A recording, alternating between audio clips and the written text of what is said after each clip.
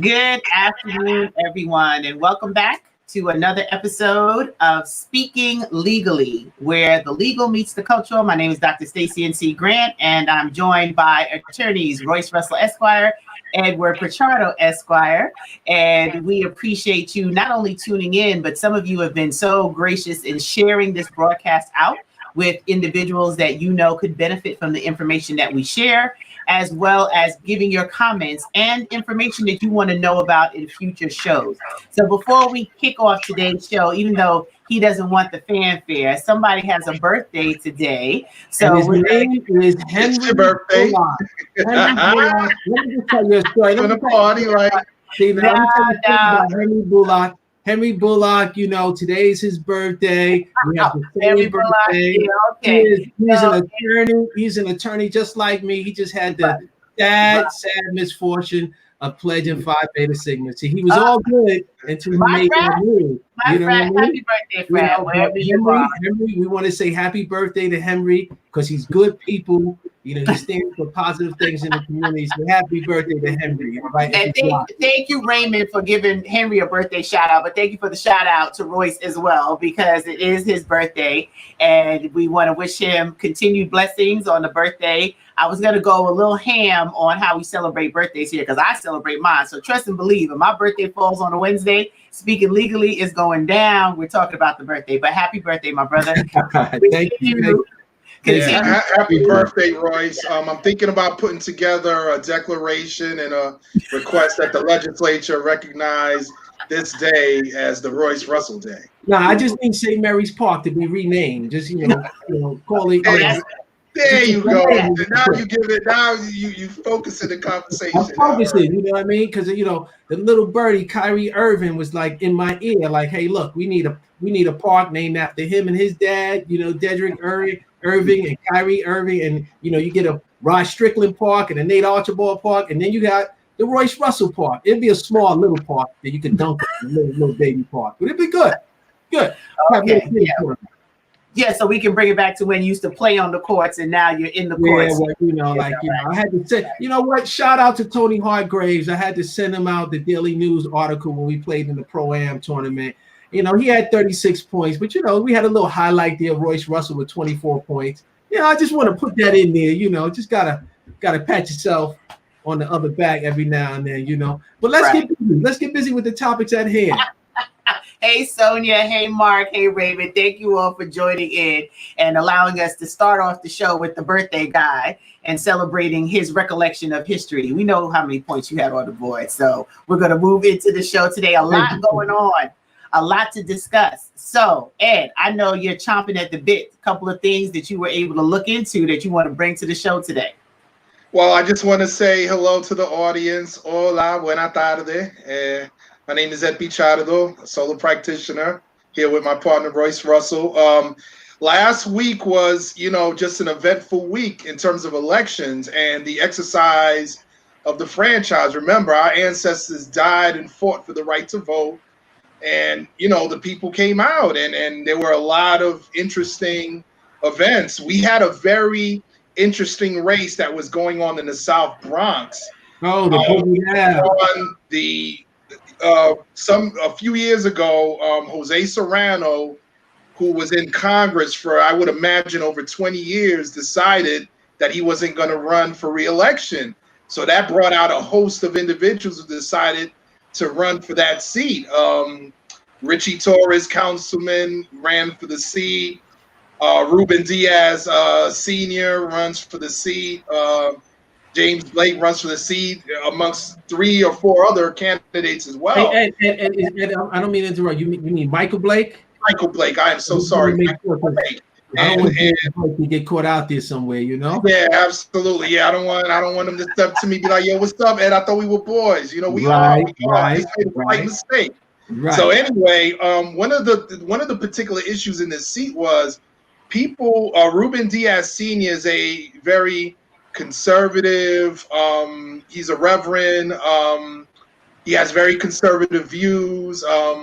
At one point, I believe he invited Ted Cruz to the district. Yeah, he was talking about inviting Donald Trump. He wasn't showing up for any debates, and people were afraid that the community that he caters to were actually going to come out in droves and pull him into office because of these many candidates and the voting blocks being divided up against the many candidates. But guess what? Richie Torres pulls it out. You know, it looks like he's going to win that race. The reason why I say it looks like, because there are a bunch of absentee ballots that were filed by voters who, you know, quite frankly, afraid of, you know, catching COVID-19, exercise their right to put in absentee ballots, and all of those haven't been counted yet. But for the live count and for the count that hasn't taken place of those ballots, it looks like Richie Torres is going to win. He's pretty much been declared the winner. Blake came in second, and Ruben Diaz Sr. after that. So, you know, that was kind of refreshing for progressives. And remember, Ruben Diaz Sr., his son is the Bronx borough president. So keep that in mind. So sometimes some people were thinking, oh, maybe some progressives will vote, not knowing, you know, the background, and thinking, oh, you know, I'm voting for the progressive borough president, but instead I'm voting for the conservative father. So we had that. We had another race, Jamal Bowman, in a part of the Bronx. He beat long-term Congressman Elliot Engel. Now, this guy has been in office since 1989, but he made a huge mistake. He showed up at a rally. Oh, my goodness. Hey, Ed, you mean huge? That was gigantic. That was the size of the Grand Canyon. I mean, look, before you go into it, I just want to put it in perspective. He not let a grade school teacher decided that he's a principal. He was his problem, bro. He was in the education field in grade school. He said, I had enough. You know, I'm in these classrooms, I'm doing this administrative work, and I see what's going on out here, and I can't take it anymore, because, you know, a lot of people would be fearful of taking on someone that's been in office that long, because, you know, and folks should know, that when the party speaks, people listen. So if the party goes in one direction, folks usually go in that direction. And I think this time has come where you're starting to see, well, yeah, the party may support a certain individual, but the people have the power, and their vision is going to be pushed ahead. So go ahead with Mr.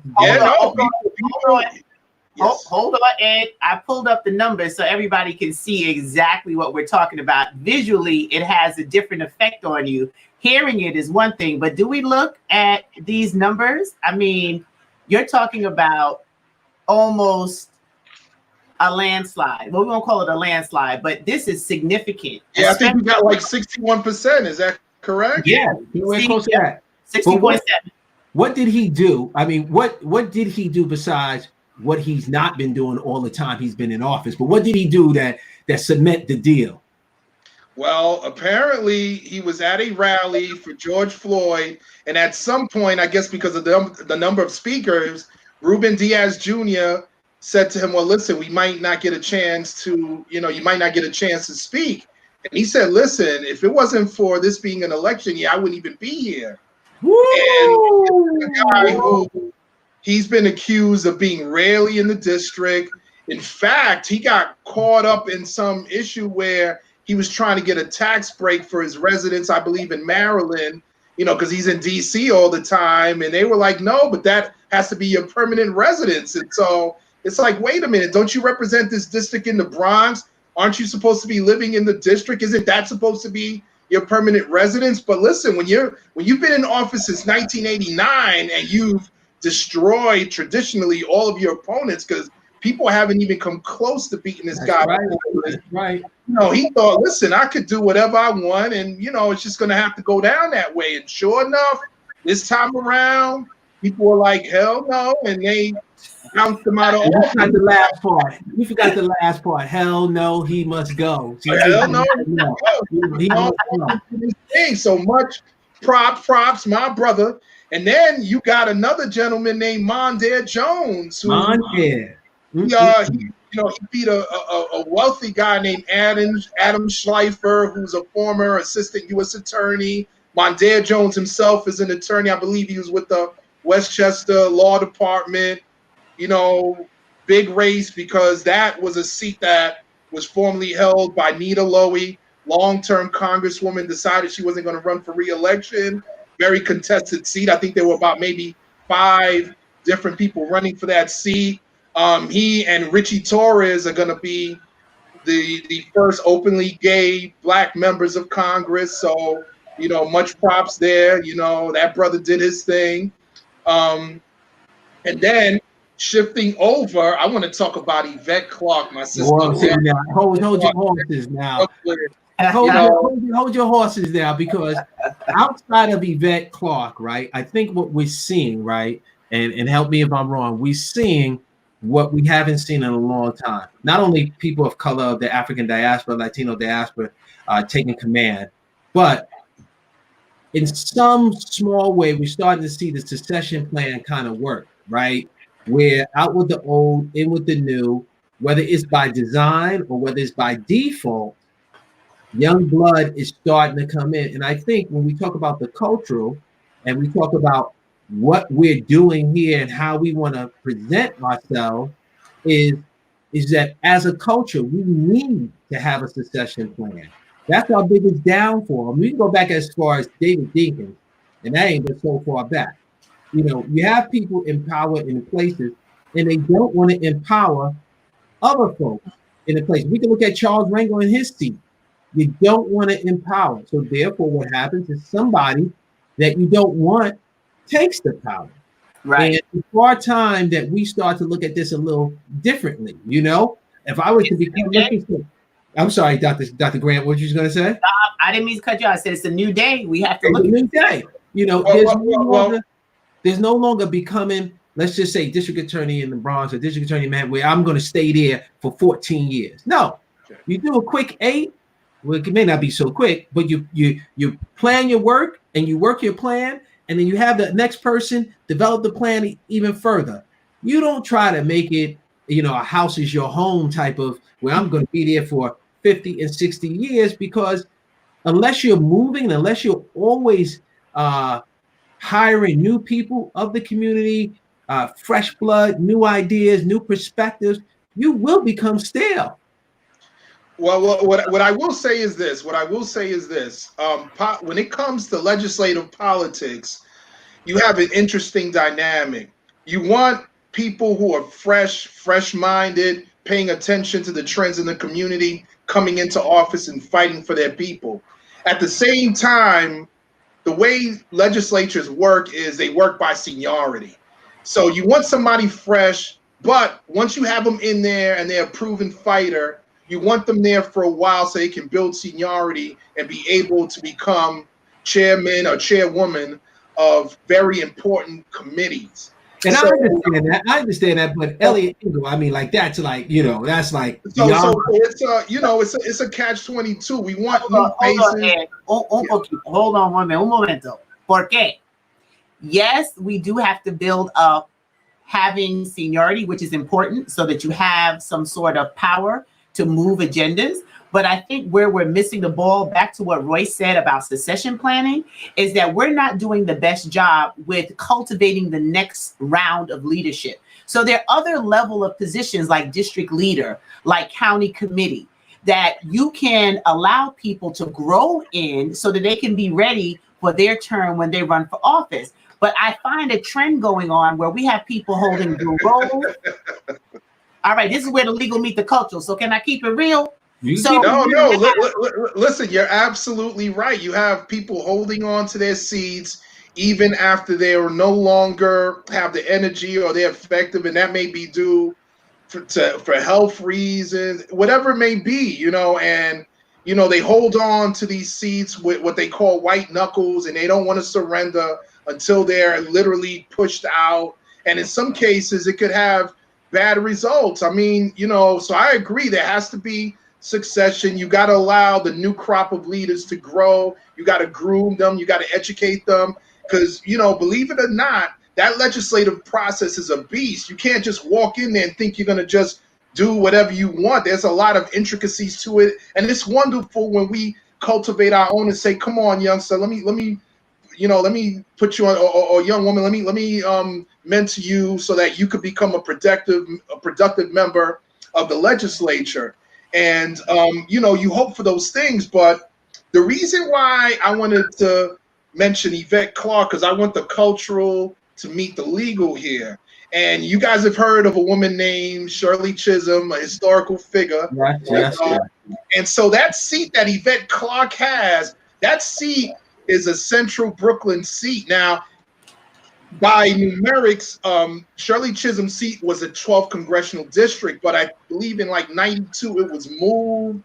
But the location of the seat geographically is a seat that Clarke occupies, and she is the only Black woman that's part of that New York congressional delegation. So I felt that just on a symbolic level, it was important that she hold on to that seat. And last time she ran 2 years ago, she faced a tough race. She barely eked it out against a guy named Adam Bundenko.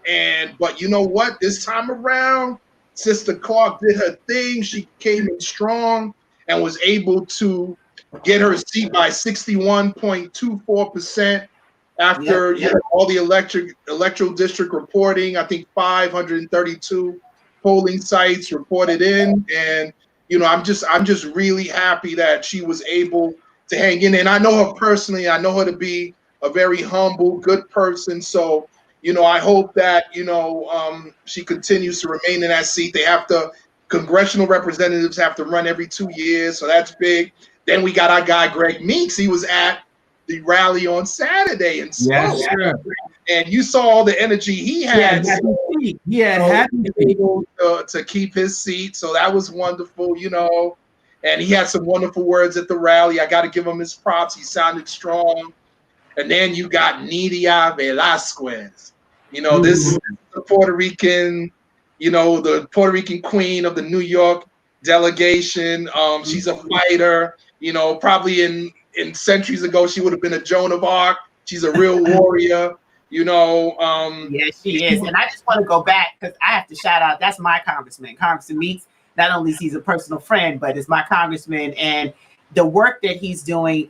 That's a good example of seniority and being able to use the power that you have in those offices for good, and being able to really position what we need to happen, not only in our area of Southeast Queens that he covers, but for him to be one of the voices fighting the cray-cray that's happening down in the Capitol. So I just had to shout out my congressman, and Nydia is, thebomb.com. That sister has it going on, and she's about her business and a great representation for women of color in government. So we definitely want to shout her out.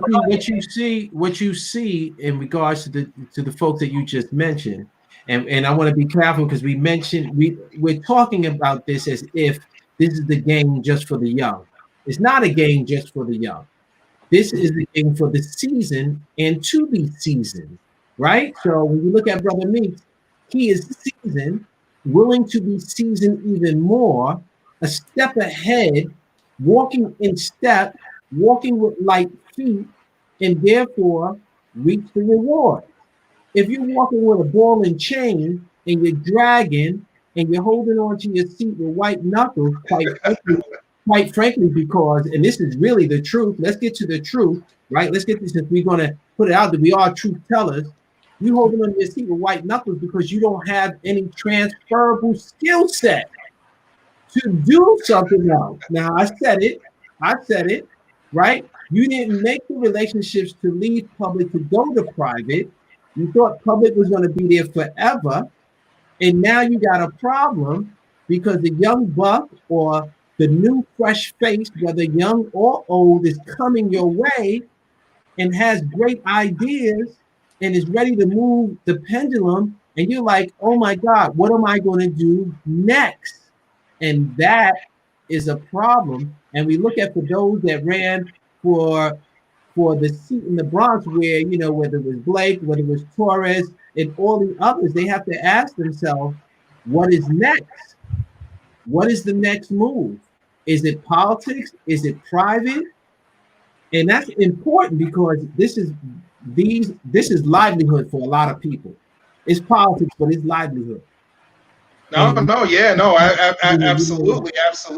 And just to complete the circle on that, you also had AOC Alexandra Ocasio, she won her seat commandingly, and so did my Congressman Adriano Espaillat, only Dominican member of the delegation. He's proven himself to be a real fighter. So, it was an interesting set of elections here, and definitely a real treat to watch here. And let me add, I don't know if you know, because this is also in my area in Queens, Khalil Anderson, who I just pulled up, was an interesting, I won't call it an upset because it was an open seat, but there was some thought that there were people who were better positioned for this open seat that was given up by Assemblywoman Titus, who moved on to become a judge. And Khalil is now the youngest member in the assembly. Nice. So, young brother, we want to give him a shout out. He was there as well to speak at the March Rally we had on the weekend. But that was interesting because there were 6 people in that race. And there were some folks who people thought were going to come out ahead. And Khalil eked out a victory with a sizable percentage, because that is speaking to what Royce mentioned earlier. There's young blood coming up. There are people that are saying, okay, it's a new day, things have to be different, and we want to bring our voices to the table to represent our community. So it's going to be interesting because he's cracked open an opportunity for a younger contingent to run for these positions, and he was successful. And we also have a new Queensboro president, Donovan Richards. He won. Yes, we do. I was getting to that. I was letting you go through all of that so I can shout out my new borough president, Donovan Richards, who did a phenomenal job in the work, getting in the streets, talking to the people, and he's worked hard as a councilman. So he's not new to this work. He's true to it. And now he has an opportunity to show and prove what he can do for the borough of Queens. So that was a huge victory, and it took a lot of work to get that done. But what is also trending is, once again, I want to make sure that we're clear, is the thinking, the ideology, the methodology that is refreshing and new, and not necessarily the age. Now, it may turn out that age works hand in hand, but we're not living in the world of ageism. We just want to make sure that there's a succession plan in place and there's room for new thinking. And so, in the day that we're going to celebrate Henry's birthday, in the day that we're going to celebrate my birthday, we celebrate these victories as we know them now. And if you can, I'm just going to stand up a little bit because I always wear a t-shirt that shows a little something. We're going to give much love. That's love. That's black love right there. We're going to give much love for all the victories out there and for everybody pushing the pendulum up and around and pushing the little acorn up the hill. However, we need to transition because there is a place that I love. There is a place that Grandmaster Flash, AJ, Treacherous 3, DJ Bambaataa, he loves, that is not getting a lot of love. Oh, yeah. So what does the love in you have to say about that? Well, I mean, that brings we made the transition. You're gonna have to make a U-turn. That brings us right to the Boogie Down Bronx. Right U-turn. I just need everyone to say on their screen. So the U-turn is my assemblyman, won by a landslide, Clyde Vanell, your frat brother. So I just wanted to shout that out as well, because I am super proud of what he has done in the borough of Queens. And yes, I'm biased. That's my assemblyman. So I just had to shout that out. I didn't mean to overlook Clyde, but Clyde winning is like me yawning. He was going to win. He had to win. It was the only logical choice to win. If Queens did anything different, then we need to strike that borough. So that's good. But Clyde, much love to you. I'll see you on the other side. But I can't understand, what is happening in the Bronx. I mean, I understand it. I don't like it. We need to do something about it as a community. It is crazy. We've had DAs sign letters and submitted to the Daily News saying that they want their leader, the DA, Darcel Clark, to lead and take a stand, or at least voice an opinion. in reference to excessive force. They want a way to be able to give that information to the powers to be. And we've heard silence. And then we have the detective union saying to the ADA, control your people. That's not a little like slavery, I mean, but control your people, get them under hand. And we've heard the detective union say, look, we're not going to work with them. And what have we heard in response? We've heard silence. Now, I think that's a little bit of a problem. I mean, that's an absolute problem, because as you being a former ADA in that office, I mean, the way it's supposed to work is the police investigate, they arrest, then they bring the case to the district attorney's office, and the district attorney, as the chief law enforcement officer of Bronx County, then decides what happens with the case, and will tell a detective, a sergeant, the police officer, hey, listen, I need this, I need that, I need these witnesses interviewed, I need these reports. That's the way it goes down. You don't have the police officer say, well, I'm not going to work with you. It's not about you and the DA. It's about the people that both of you represent. And where it gets scary is that, and I've said this all along, and I'll keep on saying it. Leaders lead, they don't react. And unfortunately, there's time for leadership. And what is happening, and this is where I give the Bronx kudos. They ain't gonna wait for so long. You know what I'm saying? If you ain't gonna lead, we're gonna lead for you. People speaking up, writing stuff. Juries will tell you. When I used to try cases in the Bronx, as an assistant, they'll tell you, yo, man, look, you ain't have to go that hard. You could have went this way. Or actually, I never lost the case, but the reason why we voted this way is because we saw A, B, and C. And as a defense counsel, they will tell you the same. Look, they're not going to wait. They're not waiting. And you see that even though people do not reside there, that work there, they kind of get that same type of energy that we're going to move, because either we move or people move on us. Because remember, you're going back to the jurors, asking them to come back with a conviction. And if the people of the community, which jurors are made of, sees that there's no leadership, sees that there's no voice, then unfortunately, even though it cuts across everything that I believe in to a certain degree, because you want your community to be safe, they're like, yo, look, what do you want us to do? Don't put it in our lap and leave it to us. Do your job. And so hold on, Royce. Push a pin in it, because we brought it up. Isn't this risking their jobs to be able to write this letter? Well, you would hope that somebody would say that, right? That's the fire back that Ed and I are talking about. That's the fire back. Like, all right, I may not throw the first punch. I may be a counter puncher. So you throw the first punch, but then I throw 3 at you, and I get 3 points and you get your 1 point. And so the fact that there is silence is a problem. No action is actually an action. And people will read and feed off of that. And I bring it up because that's my borough. Those are my people. We are one. Those are my people. So what are we doing? And we need to get our act together fairly quickly.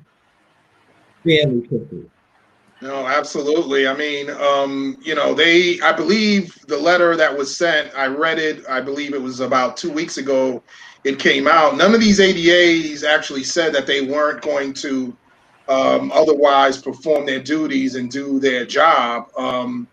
And they, and it's a civil service position, right? And, they're simply expressing their political views. It would probably be a little different in the private sector, but in the public sector, they're allowed to express themselves in that fashion without, any sort of retaliation, unless, of course, they, somehow the case is made that this is affecting their work performance or how they do their job. So now, this was heard all the way in Maryland.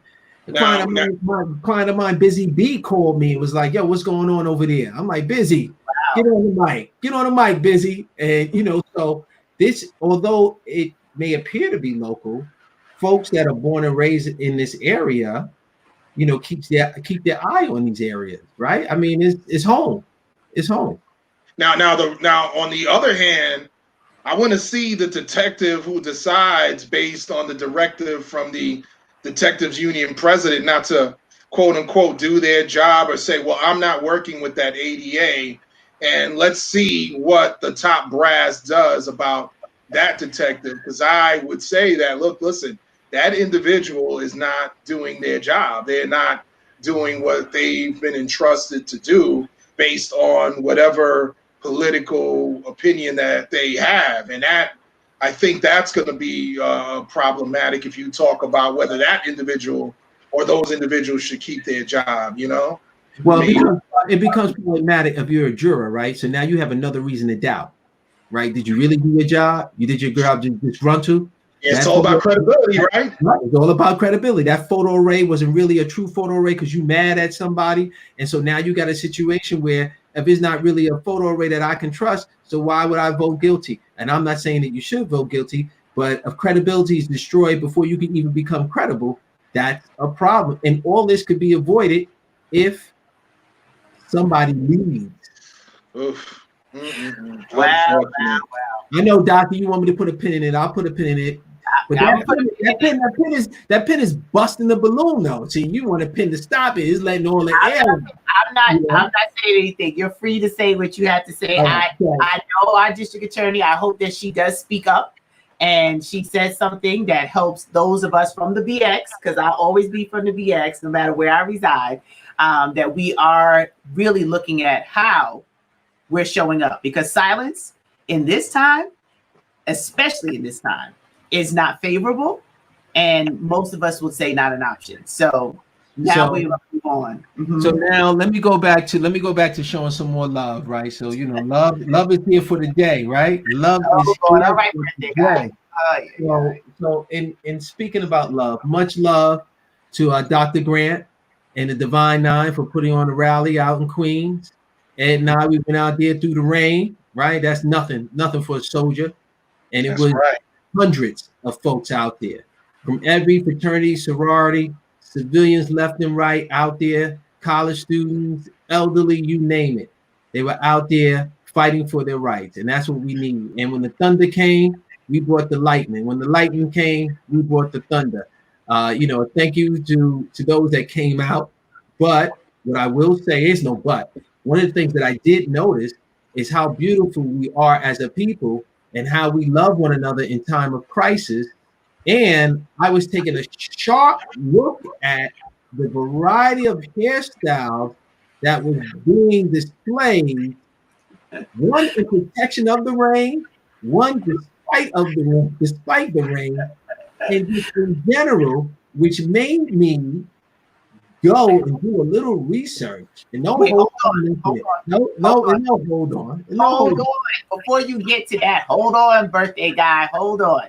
So I just want to acknowledge the fact that the march, the D9, was a Queen's Juneteenth celebration. So it started with libation, and that libation to our ancestors, understanding what Juneteenth means, because a lot of people never heard of Juneteenth before 2020. Nobody had a Juneteenth holiday off. So it was an opportunity to bring some education, to honor our ancestors, and to bring D9 friends and family. So it was the D9, it was our churches, it was our businesses, it was family members, and a collaborative protest rally that happened in Southeast Queens. So I want to shout out my millennials, Natasha Williams, who is the founder of the New York City Black Women's Political Club, and all of the brilliant young people that I was able to work with. They're going to keep me young or age me fast. I don't know which one, but it was great working with them to see their passion and their drive to bring something like this to Queens. So I wanted to acknowledge that. And two, I wanted to thank you and Cardiac Arrest for being one of the sponsors for the event and coming to bring a word, and you and Ed being there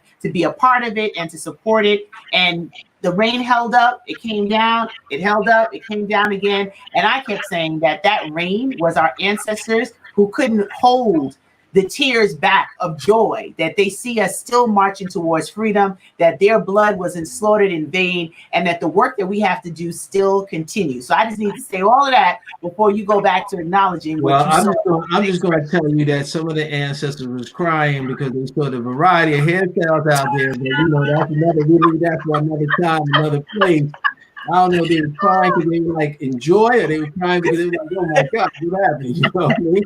But either way, that was the catalyst for me to do a little homework. You know, just because you're thinking and I say it, don't make me the bad guy. You know what I mean? Look at your eyes, you know what I mean? You know? Don't draw anything. Don't draw. No. You know, I just did a little digging because we're making these moves in reference to fighting for ourselves and standing up for ourselves in the voting booth, and by way of just going in there and showing our power. So, what did I find?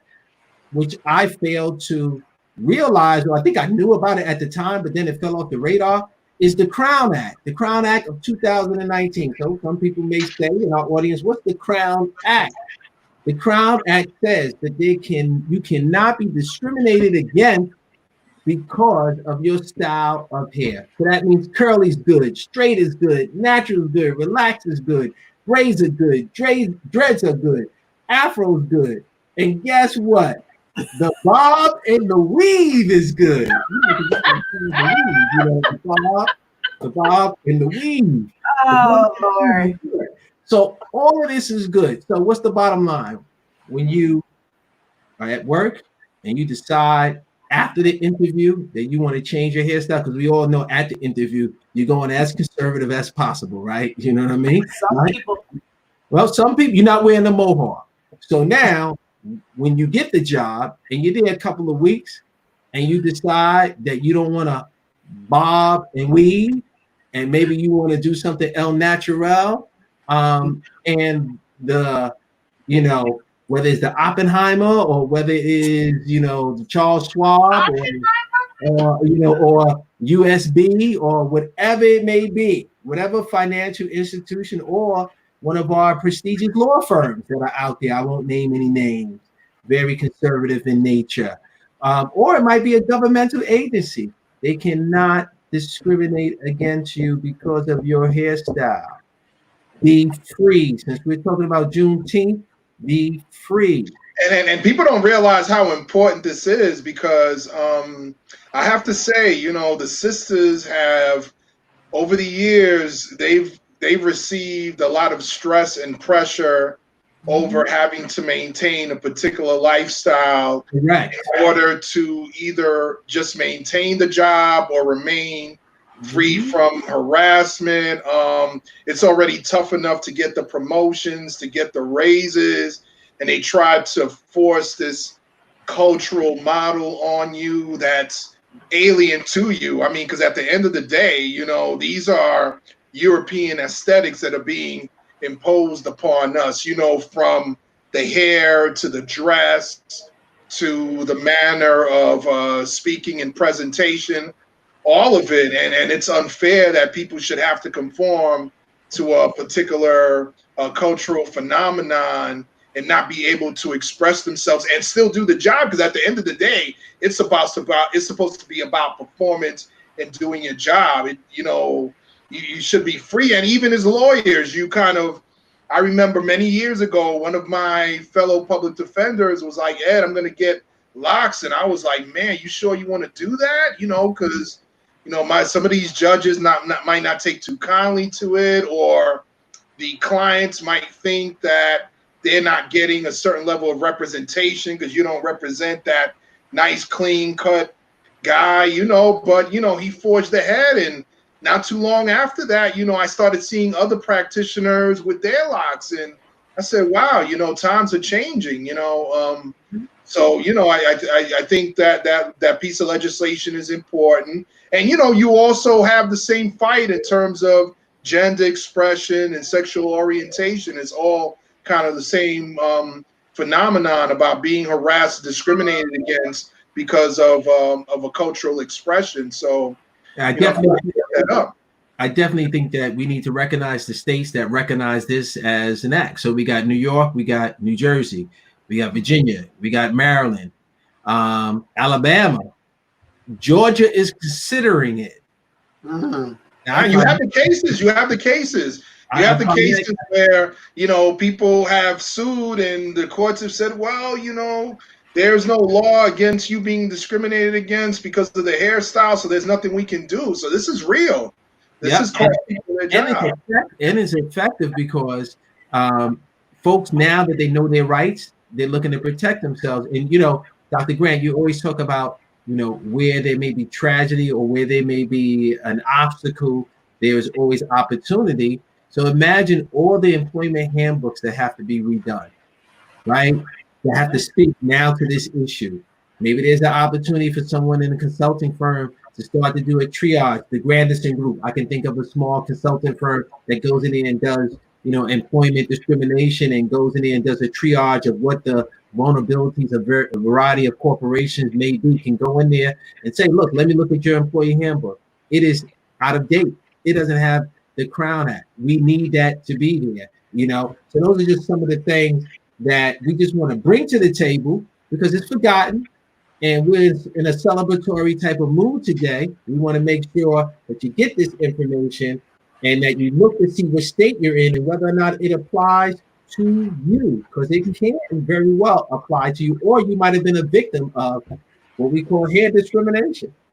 Well, there's so many levels to the Crown Act, which is a great start because women have the opportunity, Black women, women of color, have the opportunity to wear their hair if they want to put the weave in, if they want to wear it natural, if they want to put locks in their hair. It's important to understand that and Ed said this earlier, what we as women have had to endure, particularly women of color in this country, to conform to what is quote unquote the standard for how we should be presented. So it is a moment for celebration. It's a moment for people to be free in how they present themselves and what that looks like, and they can't be discriminated against. That's your livelihood. To think that you could lose your job, and this was happening to people, they were being threatened or coerced to change their hairstyles in order to save their livelihood, the place where they work. Like, how inhumane is that? But it wasn't a law. So Ed just said it. This is where the legal meets the cultural. We knew it was wrong, but there was no recourse because people said, well, it's not in the handbook. This is not, That's right. What things that you can be discriminated against. So sorry you feel that way, but they have every right to fire you because you didn't come in looking a certain way. So all the states, before you make that point, I just want to let everybody know the work's not over. Crown Act is not in all 52 states, right? We need to get it in all states for them to acknowledge what's going on. But continue with your point. No, I mean, look, once again, I'm in a celebratory state of mind. And in that, I love that the culture is meeting the legal, but I want to make sure we get to the practical. I don't want you to come to work if you got you really should be rocking a bald head and you got the dreadlocks all the way to the back and the rest of the forehead. You got a Stephen A. but a Bob Marley combo. We don't need that. We don't need the Stephen A. Bob Marley combo. You should be fired for that. Either you're going to be Stephen A. or you're going to be Bob Marley. Or you're going can't have it both ways, Roy. He's doing his job. And look, I'm not speaking to the women. I'm speaking to the men. You can't have, a George Jefferson with dreadlocks. You gotta be one or the other. Why not? Come on, bro. You know what? I just want to have one knot. I just want to have one lock. Matter of fact, you guys are right. The Crown Act says that you can rock that. The blocks say you better not leave the block, but the Crown Act say, go ahead. Do what you do. But the block say whatever. But no, in all seriousness, we can even take that to dress code because practicing in federal court, a lot of people in federal court, they wear the blues and the blacks. I mean, the blues and the grays, the blues, the grays, and the blacks. And then here I come and some others come, and now we wearing, plaids. You wearing a plaid sport jacket, you wearing gray slacks and, a blue jacket or blue slacks and a gray sports coat that is plaid. And now you bring a different flavor. I remember one time I was dealing with a capital case. This is, you know what? Yeah, this is very sensitive. I was dealing with a capital case in Brooklyn in front of what I consider a very tough judge, but fair judge, Judge Irizarry. Shout out to Judge Irizarry. Capital case. And what a capital case is basically a death penalty case. If convicted, you can die. So this person, we were able to argue away from the death penalty. Now it's the issue of life in prison or some term. And I remember we got to a resolution where the person was not going to spend his life in prison, but he was going to spend some term in prison, which was a victory given that he was very young. But it was a hot day. It was an extremely hot day at the time of his sentencing. And I came in with a lavender sports coat and some seersuckers lavender and purple pinstripe pants with some bucks. And so the U.S. attorney on the right-hand side thought that they were going to make a comment that would either sail over my head or go in one ear and go out the other, but said something like, "Oh, Mr. Russell looks so splendid given the weather," or something, right? Just you're going to highlight it, right? Okay. Judge Irizarry says, "That is my favorite color. It is hot as hell outside. And if you find a seersucker suit for women like that, let me know." I mean, like, her comment was so on point, was so cultural, so like backhanded to the U.S. attorney. So like, what are you talking about? He looks great.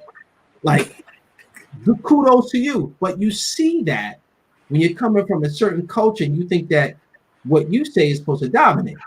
And then it turned out, oh, well, I wish I was 6 feet tall and I was slim, then I could pull that off. No, you can't pull it off. You'll never be able to pull it off. One thing you're going to pull off is, let me chill, but you're not going to be able to pull it off, all right? So we'll end it here. So, you know, we need to find where the Crown Act is enacted so we can, you know, do what we need to do. And for those out there in Georgia, you need to press on to get it done, right? So then maybe they won't have to open up the beauty salons and all that stuff early so you get COVID and all that other good stuff that's going on, right? Because that was one of the states that opened early and then they have to retract, right? Oh my gosh! Say what? Oh, yeah, that's a whole other show. We try to keep it celebratory. We know we have the heavy situations going on with COVID-19 still, and the people who thought this is all a hoax. It's not happening. Our numbers will never go up like New York. Right. But we'll leave that for another show on talking about what needs to be done, because I'm really concerned. I have family in Florida.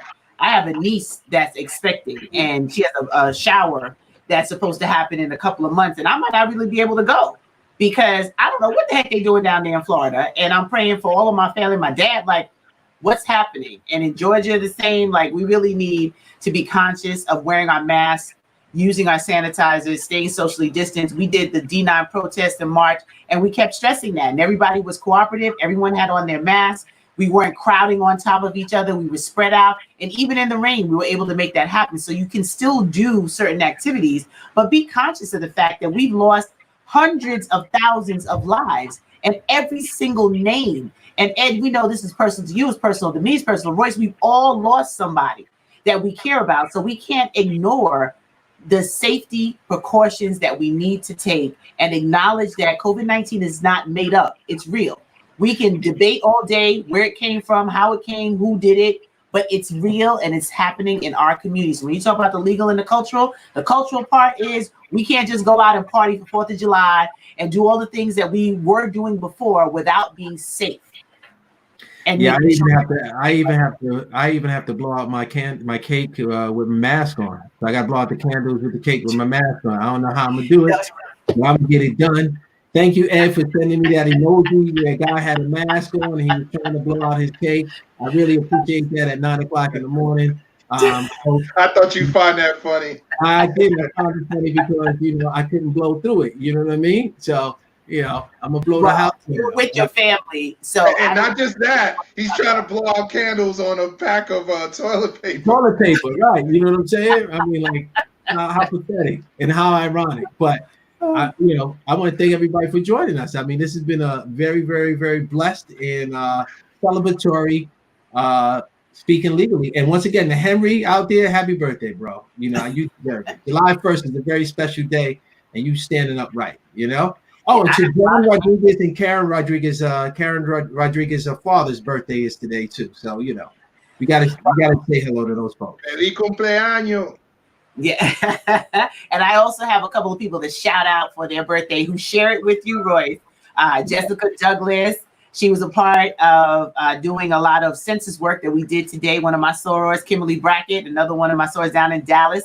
and Teresa Bryan, one of our Eagle Scout moms here in Queens. So July 1st is a busy day. It's the kickoff to a whole new month. We're past the halfway mark of 2020. So happy birthday to all the July babies. If you're like me, you celebrate your birthday all month long. This is the kickoff for you celebrating your birth month and wishing you blessings, even though you might have to do the celebrations a little differently and you might have to separate from folks, but you can still have a good time. And thank God for the leadership in New York, New Jersey, and Connecticut for working together to help keep our numbers down, to help keep our folks safe.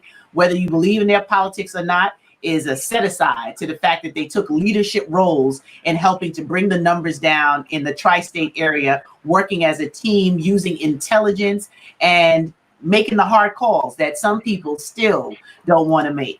So Sonia says, happy birthday. I want to shout out everybody that's viewing. Hey, Shawnee. Hey, Sonia. Hey, Rolanda.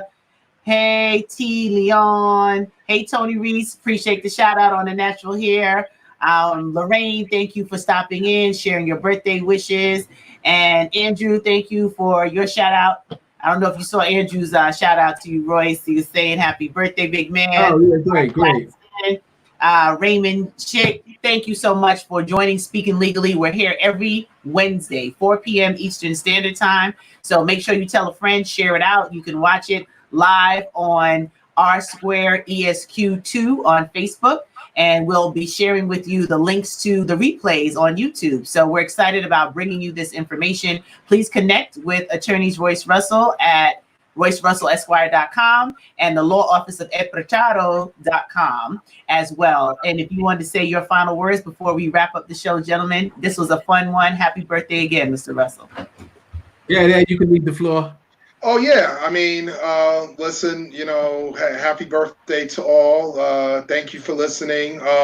Hopefully the next show we can kind of talk about the New York City budget that just came out today and what they did about shaving the NYPD budget. We can talk about that next time. But other than that, please have a happy and safe July 4th.